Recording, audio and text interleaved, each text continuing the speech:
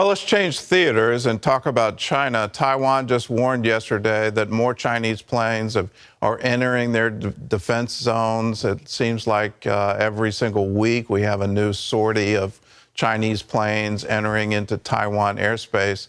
Are they going to take advantage of this? Is Taiwan now at risk? I think they absolutely are. And that's, again, why this is such a dangerous situation, is these things are related.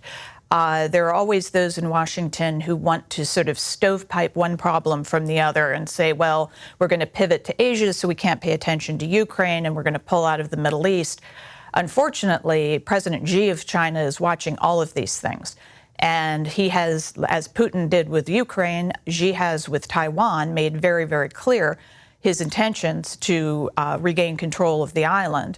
I've been speaking with a number of former Taiwanese colleagues in recent days. They are deeply, deeply concerned by what's happening in Ukraine. They made public statements yesterday in support of the legitimate government of Ukraine.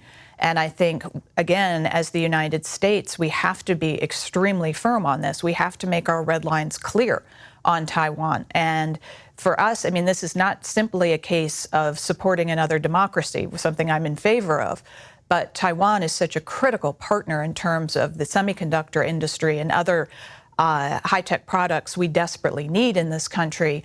You know, this is simply a case of self-interest, that we cannot afford to lose Taiwan.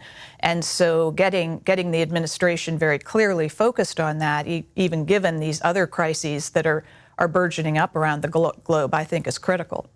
Could you spell it out for us? I'm not sure the average American understands the impact here. So we've seen wheat prices go through the roof because Ukraine is one of the world's largest suppliers of red wheat. We've seen oil and gas go up because of the conflict. What would happen if China invades Taiwan? How would that impact the average American?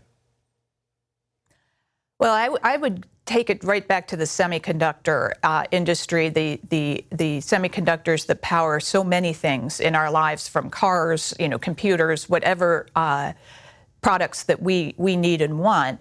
Taiwan very strategically developed a tremendous capacity in that industry, and are one of our key partners, because we've sort of fallen off in our own domestic production, something we should also get after. But for the moment, Taiwan, a good friend and ally, can be our supplier. But if all of your viewers have had issues, as I think we all have, with the supply chain over the last year, and the snarls in that, and the difficulties of getting anything from a couch to a car, that will be exponentially higher.